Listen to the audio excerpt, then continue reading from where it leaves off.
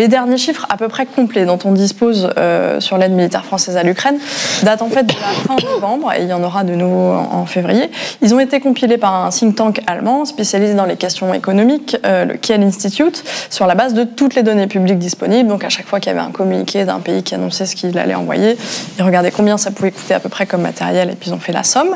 Et la France s'y classait 10e pays contributeur, avec un peu moins de 500 millions d'euros d'aide militaire estimée, loin derrière les États-Unis et leurs 23 milliards d'euros, mais aussi derrière le Danemark et la République tchèque, par exemple.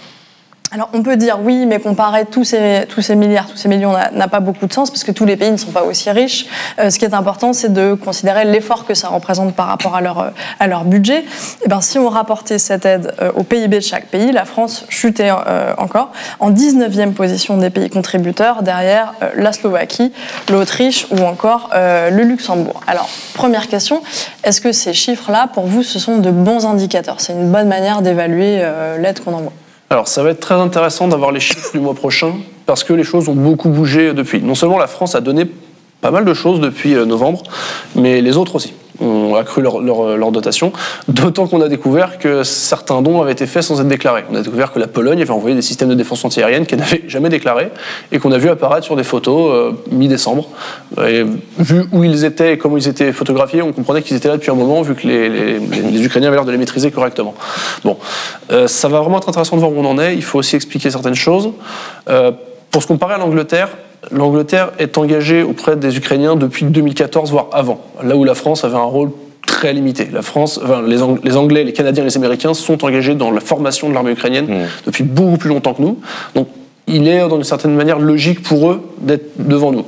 Pour un autre pays, comme par exemple la Pologne, un autre pays européen, qui est en train de devenir la première armée d'Europe, l'aide aussi est beaucoup plus massive, parce que les Polonais ont aussi fait un choix un peu différent.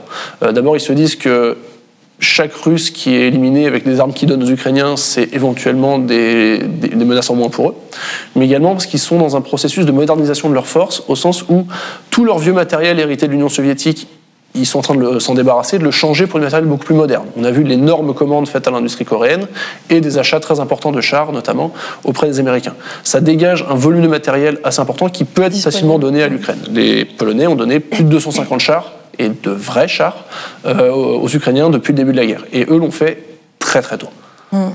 Et alors, bon, si on met tout ça bout à bout, vous avez commencé à y répondre un tout petit peu lorsque Fabien vous a posé la question, mais est-ce que ça vous paraît juste de considérer que cette aide française, elle reste relativement faible ? Elle est objectivement relativement faible.